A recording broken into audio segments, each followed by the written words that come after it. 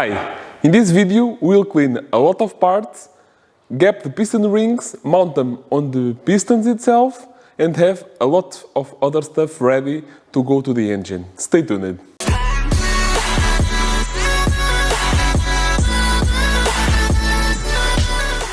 Thank you so much for watching. I really hope you enjoy this kind of content, and if you do, consider to subscribe and activate the notifications. Follow me also on social networks, especially on Instagram, because I post regular updates between the videos.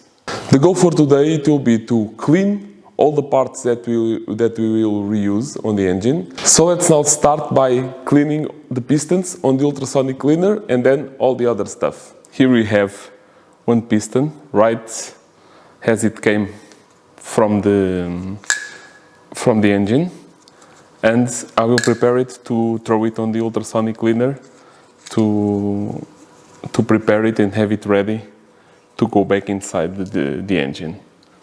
So I start by removing the cap here to take the old bearings. Gently, just pop them out.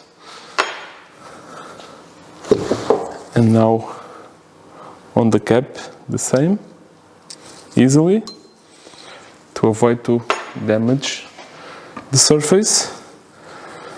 Now this is ready to go to the cleaner. The piston itself, we need to take the piston rings. I will take them easily because I don't want to damage them, so I will use the ring installer and extractor.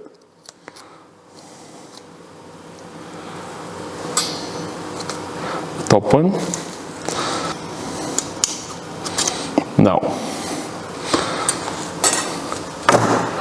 Now we just have to take the oil scraper, but this one we don't use the tool.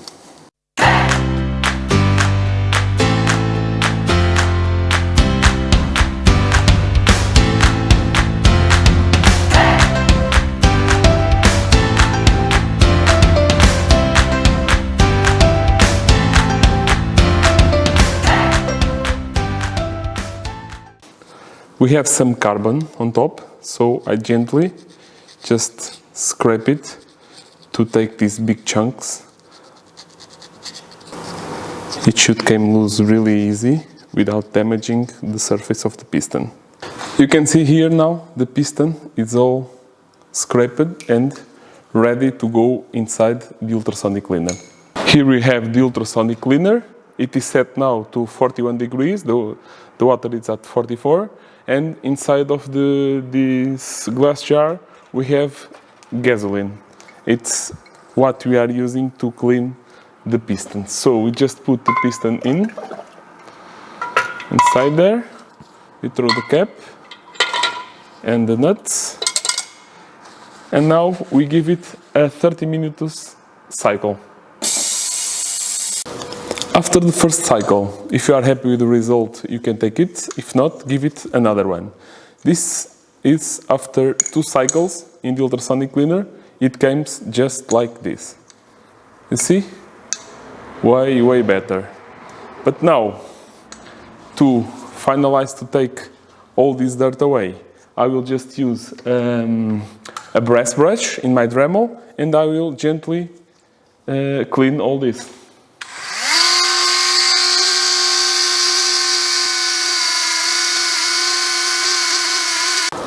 After the Dremel, this is the result. Now, I just give it another cycle on the ultrasonic cleaner to remove any of the surface dust and some of the carbon that we made agitate with the wire brush, and then it is ready to get a light coat of WD-40 to wait in the bench to be installed again in the engine. In here you can see the difference between a piston before go to the ultrasonic cleaner and the piston after coming off the ultrasonic cleaner. I think the result is pretty amazing, and the piston is now ready to go to the engine.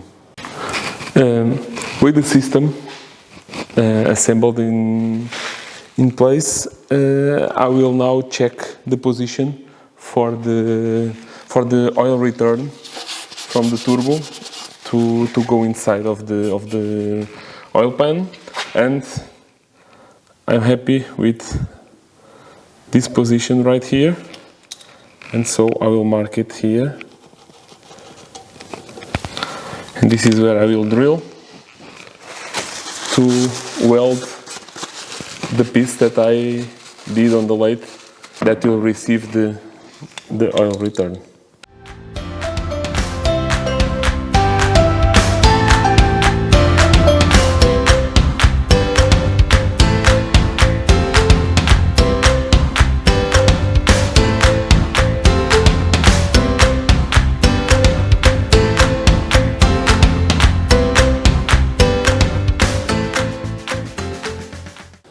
Now that we have everything cleaned and ready to be assembled, we need to do something first. If you see, I don't see if you can spot it in there, this piston has two small pinholes that it seems to me that they are from the casting of the piston, like some air bubble or something that exploded, but I will not take a chance, and I will replace this piston with a brand new one.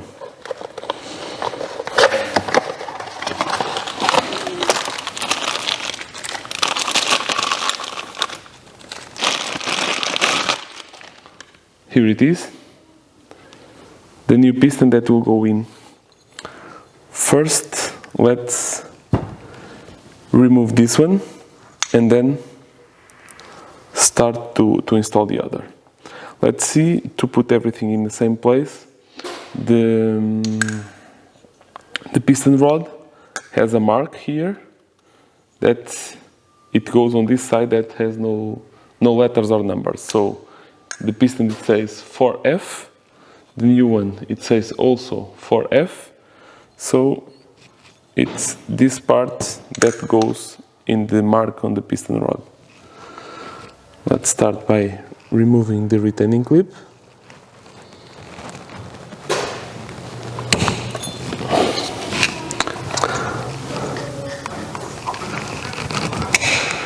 Let me take also the other retaining clip. So it's free.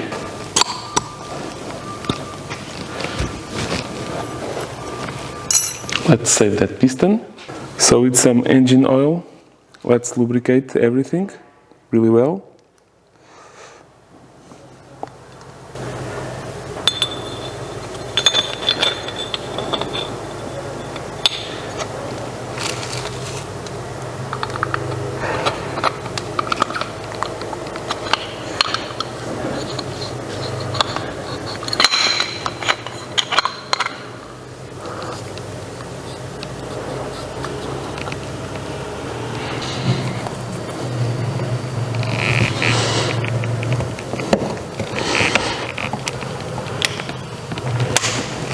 Okay,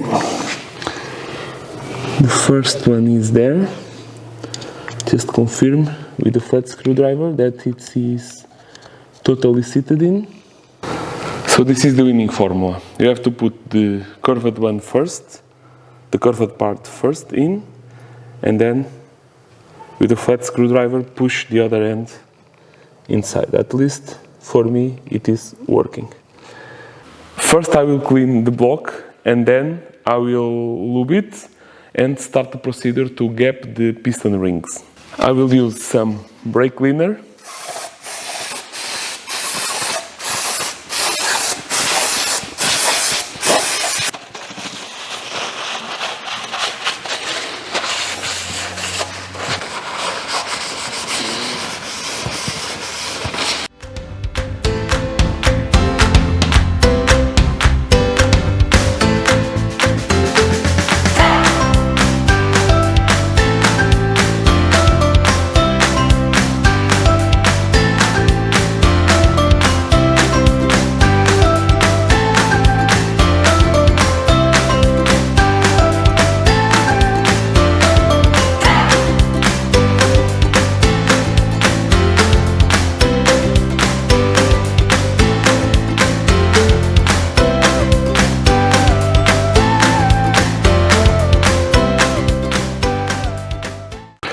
this application I will use Hastings.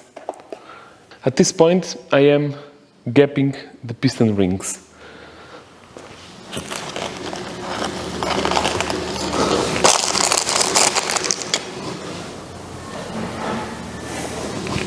We start by adding some engine oil to the cylinder wall, so we can ensure that we don't score them and ruin the surface. Next, we take the first ring we will gap. I am now gapping the second ring, and in this case you have to pay attention that this ring has a mark on top. This has a small dot. It can have the word top laser engraved. In this case, it's just a dot. When you have that mark on the piston ring, you need to always point that up. So I will just put it here on the cylinder number 1. Now I will use the piston itself to level the ring. I use to align it here with this part of the piston, and now I will measure the gap on the ring. This one, it's already okay, because I'm using, for the second ring, I'm using 0.5 millimeter. In fact, I bought these piston rings to Buffy Racing, and I want to thank them because they were kind enough to point me in the direction for the gaps on the piston rings. They advised me to use 0.053 for the middle ring and 0.048 for the top one.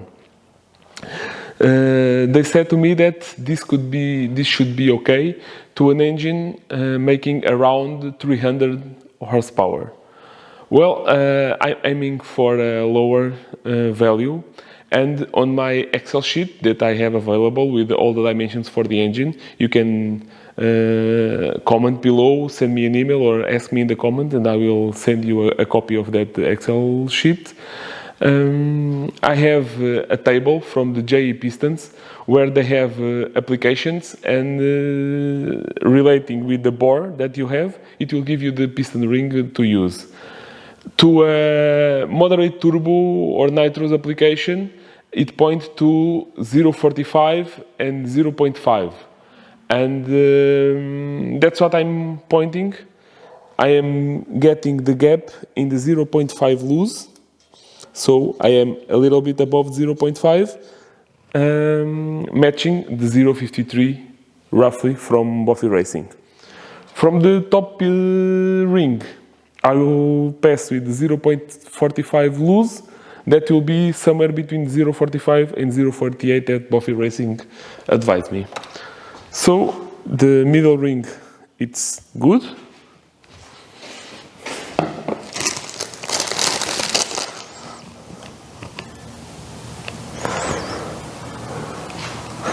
Let's now check the top ring. This one has no dot or laser engraving, so it doesn't matter the position you put him.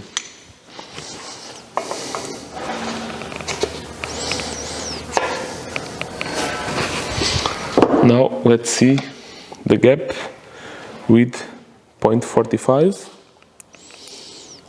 It is too tight, so in this case we will have to cut a little bit of the piston ring to bring it to the specification we want. So how I do this? Always cutting in just one side if you don't do it at first, and I'm using a Dremel with a cutting wheel. There is a specific tool to do this, but I don't do this very often, so I will just do it carefully with my Dremel.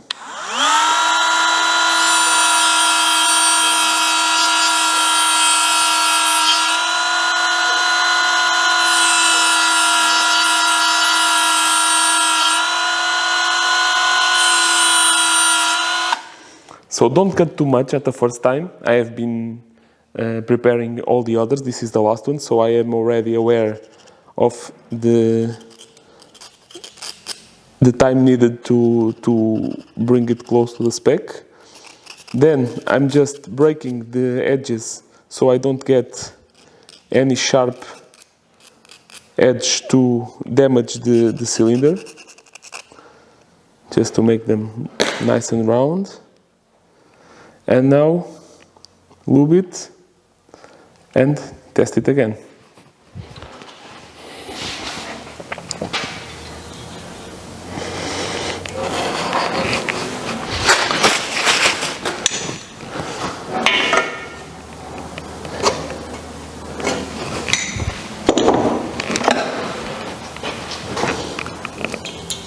And now we have the 0.45 loose.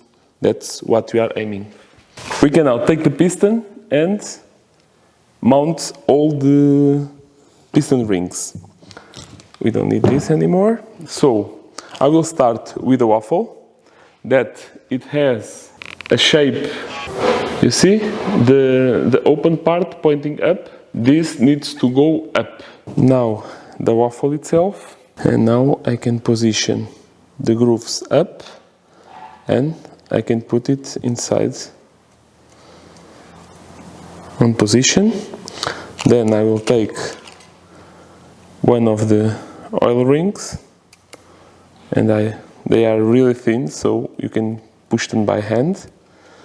Usually I put the top one first. The top one is assembled. Now the bottom one.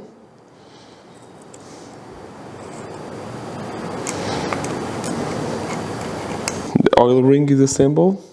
Here, it is not overlapping and it is pointing up. Next, let's put the middle ring. Remember, this one has the dot and it needs to point up. So let me search it. It's here. Let's put it on the expander.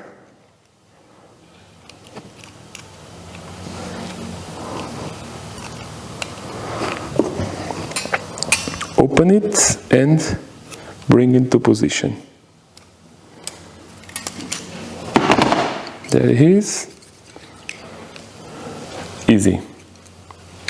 Now the top ring, this one, has no position, so it doesn't matter how it is facing.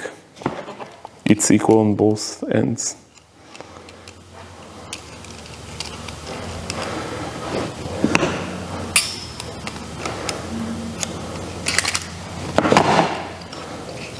And just like that, the piston rings are assembled and the piston is ready to go to the engine. This was the video for today. I really hope you enjoy it and it can be useful for you. Don't forget to subscribe to the channel and activate the notifications so you don't lose any of the new content. Follow me also on the social networks, on Facebook and special on Instagram, where I post regular updates between the videos. See you on the next one. Bye!